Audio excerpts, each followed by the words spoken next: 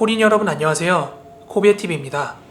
오늘 준비한 무서운 이야기는 레전드로 알려진 한 인터넷 썰을 가져왔는데요. 모르시는 분들이 좀 있으실 것 같아서 선정을 하게 되었습니다. 그럼 오늘 이야기도 바로 시작하도록 하겠습니다.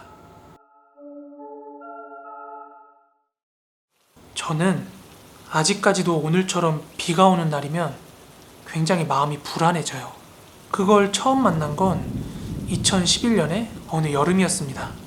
졸업을 한 학기 앞두고 취업이며 미래며 한참 막 걱정을 하던 시기였어요. 그래서 하루가 멀다 하고 자취방에서 매일매일 이력서를 작성했습니다.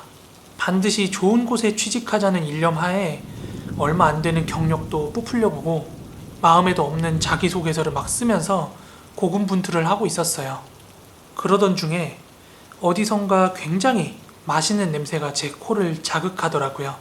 아마 이웃집이었던 것 같은데 정말 맛깔나게 라면을 끓이고 있음에 분명했습니다.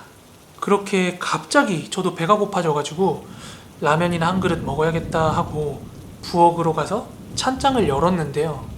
라면은커녕 스프 쪼가리 하나 없더라고요. 그동안 굉장히 바쁘게 살았거든요. 아르바이트도 하고 면접도 보고 뭐 각종 자격증 공부도 하면서 그렇게 오랫동안 장을 못 봐왔던지라 라면이나 먹을거리가 다 떨어져 있었어요. 그래서 저는 오랜만에 장을 보려고 집을 나서는데 밖에서 비가 내리고 있더라고요. 우산을 쓰고 밖에 나왔는데 비가 오면 그냥 동네 마트에서 장을 봤어도 되는데 100원 한 푼이라도 아껴보겠다고 저는 대형마트로 향했습니다. 그렇게 삼방천을 지나서 조그마한 다리를 하나 건넜어요. 그날은 비가 어찌나 오던지 다리 아래 삼방천 물이 굉장히 빠르게 흐르더라고요. 그간 날이 너무 더웠던지라 그렇게 흐르는 물과 빗소리를 듣고 있으니까 굉장히 시원하게 느껴지더라고요. 하지만 시원함도 잠시, 시원함을 넘어서 뭔가 초겨울 같은 그런 냉랭함이 밀려오는 거예요. 갑자기 그런 싸늘한 기분에 저는 조금 더 서둘러서 대형마트로 향했습니다. 마트에서는 일주일 정도 먹을 식량을 샀어요. 뭐 햇반이나 참치나 아니면 라면 같은 것들이요. 그리고 짐을 들고 우산을 펴고 다시 집으로 향하고 있었어요. 그렇게 집에 가는 길에 아까 건넜던 그 삼방천 다리를 건너고 있는데요. 한 걸음 한 걸음 걷고 있는데 마치 지진이라도 난 것처럼 막 다리가 흔들리는 느낌이 드는 거예요. 뭐지? 다리가 금세라도 무너질 것 같은 그런 기분이 들어서 저는 당장 인도변으로 올라왔어요. 그리고 잠깐 서서 그 다리를 지켜보고 있는데 다른 사람들은 아무것도 느끼질 못하는 건지 그냥 다리를 잘 건너고 있더라고요. 그래서 도대체 내가 느낀 건 뭐였지? 하고 있는데 한기석 삼방천 다리 아래쪽에서 누군가가 제 이름을 계속 부르는 거예요. 뭐랄까? 깨끗한 목소리가 아니라 뭔가 긁는 듯한 두 갈래로 갈라지는 듯한 그런 듣기 싫은 소리였어요. 그 소리를 들음과 동시에 본능적으로 소리가 나는 쪽을 쳐다봤어요.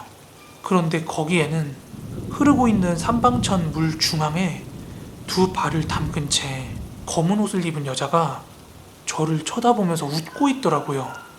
머리는 언제 감았는지 모를 정도로 헝클어져 있었고요. 얼굴은 굉장히 하였는데 제멋대로 삐뚤어진 눈썹, 그리고 초점이 없는 눈. 그 모습이 굉장히 기이하고 낯설기도 하면서 기분이 나빴어요. 그래서 저도 그쪽을 계속 쳐다보고 있었거든요. 그런데 계속해서 제 이름을 부르더라고요. 한기석. 하지만 생판 처음 보는 여자가 제 이름을 알고 있다는 사실이 기분이 나빠서 그대로 지나갈 수가 없겠더라고요. 저기요, 나 알아요? 그 여자는 기분 나쁜 미소를 지으면서 고개를 끄덕끄덕 하더라고요. 나는 그쪽 모르니까 아는 척 하지 마세요. 네? 사실 기분이 너무 나빠서 욕이라도 한 바가지 해주고 싶었는데 그 여자가 뭐 저한테 잘못한 것도 없고 그냥 미친 여자인가 싶어서 큰 소리만 치고 저는 집으로 향했어요. 그런데 겨우 몇 걸음을 떼었을 쯤이었어요. 저는 걸음을 멈출 수밖에 없었습니다. 곁눈질로 삼방천 쪽을 바라보고 있었거든요. 그런데 아까 그 여자가 굉장히 빠른 속도로 벽을 타며 기어 올라오고 있는 거예요. 본능적으로 저건 사람이 아니다 라는 생각과 함께 잡히면 뭔가 큰일 날 것 같다는 그런 생각이 들어서 미친 듯이 막 집으로 뛰었어요. 게다가 평소에는 골목골목에 한두 사람이라도 걸어 다니는 사람이 있었는데 이상하게 사람 한 명 지나다니지 않아서 저의 공포심은 극에 달하고 있었습니다. 그렇게 죽기 살기로 집에 들어와서 현관문은 물론이고 집에 있는 모든 창문을 다 잠궜어요. 그리고 저는 방구석 한쪽에서 이불을 둘러싸고 벌벌 떨고 있었어요. 혹시라도 그 여자가 따라와서 문을 두드린다든지 창문을 두드릴까 봐서요. 그래서 조금 전에 제가 겪었던 거를 친구들이랑 얘기를 하면 좀 풀릴까 싶어가지고 전화를 하려는데 오다가 핸드폰 떨궜나 봐요. 아무리 주머니를 뒤져도 핸드폰이 안 보이는 거예요. 게다가 당장 다시 핸드폰을 찾겠다고 밖으로 나가기에는 그때 간이 콩알만해져 있었어요. 그래서 급하게 컴퓨터를 켜고 네이트온에 접속을 했어요. 혹시라도 접속해 있는 사람이 있으면 핸드폰 찾는 걸 좀 도와달라고 요청하려고 했죠.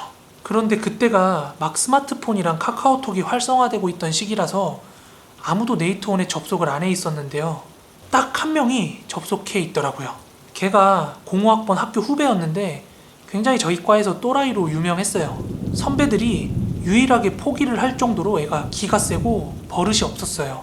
그래서 메시지를 보낼까 말까 고민하다가 핸드폰은 찾아야 하기 때문에 메시지를 보냈어요. 내가 지금 핸드폰을 잊어버려서 그런데 내 폰으로 전화를 한 번만 좀 해달라고. 그랬더니 녀석은 그 부탁 하나에 찾으면 삼겹살이며 술이며 뭐 이런저런 걸 사달라고 하면서 딜을 걸더라고요. 그래서 저는 일단 찾아만 주면 뭐든 해주겠다 이렇게 수락을 했어요. 그랬더니 지금 전화 중이라고 메시지가 오더라고요. 그런데 그때 제 방 현관문 밖에서 제 휴대폰 벨소리가 들리는 거예요. 그래서 저도 모르게 재빨리 현관문을 열었는데 밖에는 아무도 없고 심지어 휴대폰도 없고 지나다니는 사람도 없는 거예요. 하지만 그건 분명히 제 핸드폰 벨소리였어요. 왜냐하면 저는 그 당시 핸드폰 벨소리를 제가 좋아하는 음악을 잘라서 벨소리로 해놨던 거라서 다른 사람이랑 벨소리가 겹치기가 굉장히 힘들었어요. 그 벨소리는 제 것이 분명했습니다. 그래서 다시 현관문을 닫고 컴퓨터 앞으로 갔는데 그 후배가 로그아웃을 했더라고요. 그렇게 자포자기 심정으로 침대에 누워서는 도대체 그 여잔 뭐였을까? 잠시나마 내가 잘못 본 걸까? 이런 생각에 꼬리물기를 하다가 어느새 스르르 잠이 들었습니다. 그렇게 얼마나 잤을까요? 느낌이 이상해서 자연스럽게 눈이 떠졌거든요.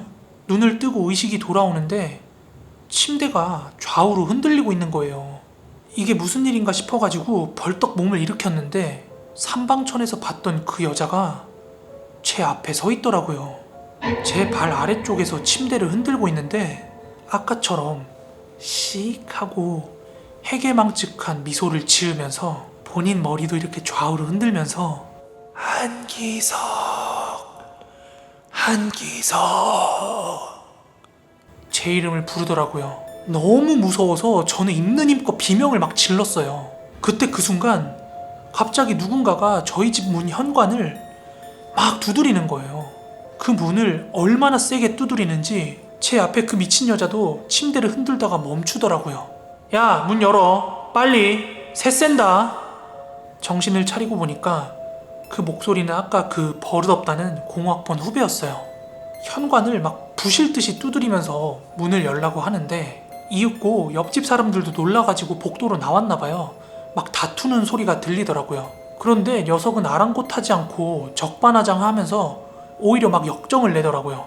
그런데 정말 놀랐던 건 제 이름을 부르고 침대를 흔들던 그 여자가 당황하면서 방 이곳저곳을 돌아다니면서 막 어딘가에 숨으려고 하는 거예요.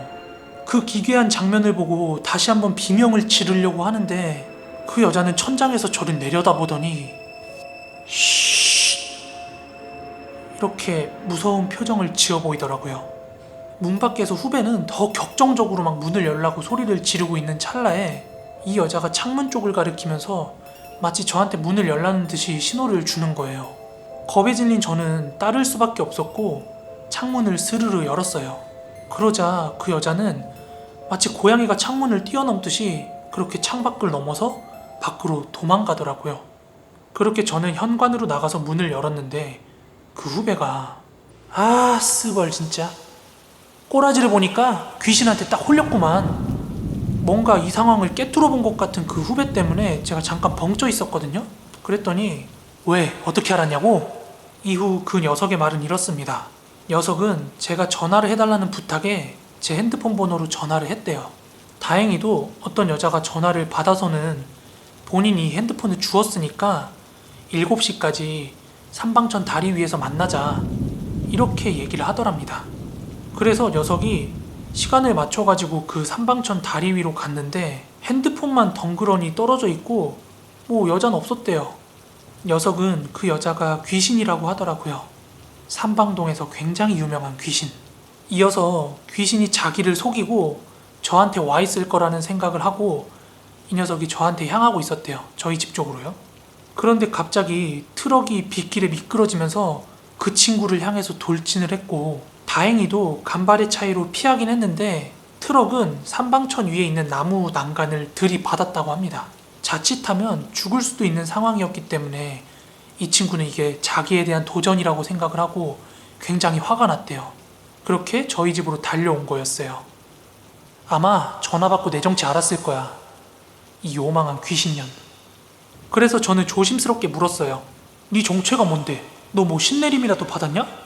녀석은 저한테 뭐 알 거 없어 이런 식으로 반응을 하긴 했지만 나중에 시간이 흘러서 뭐 무당 비슷한 거라고 알게 됐어요. 그래서 그 여자 귀신도 녀석을 알아채고 도망간 거고요. 아무튼 핸드폰도 찾고 귀신도 내쫓아냈어요. 저는 약속대로 그 녀석을 고깃집에 데려가서 같이 식사를 하면서 얘기를 나눴는데요. 녀석이 저한테 삼방동 귀신에 대해서 알려주더라고요. 그 귀신은 꽤 오래전부터 삼방동에 살고 있는 물귀신이라고 합니다.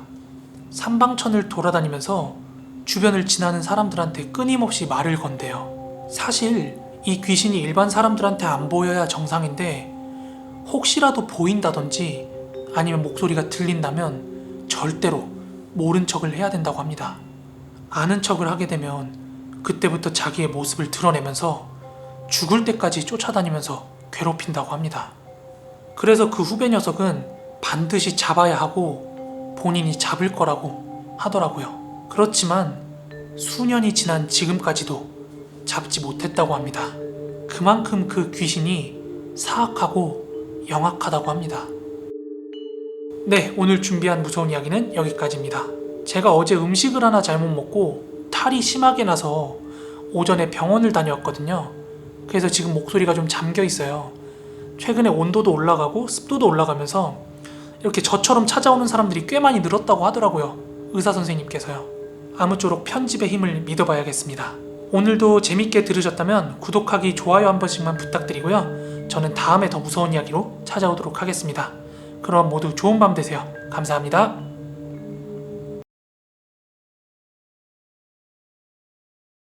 산책 갈까? 산책 가? 산책 가? 아유 좋아. 들어오세요. 아이고 들어왔어. 산책 가려고. 이거 왜 이렇게 맨날 깨물어 여기를? 어? 우리 오빠 산책 가려고 들어왔어요. 산책 가요.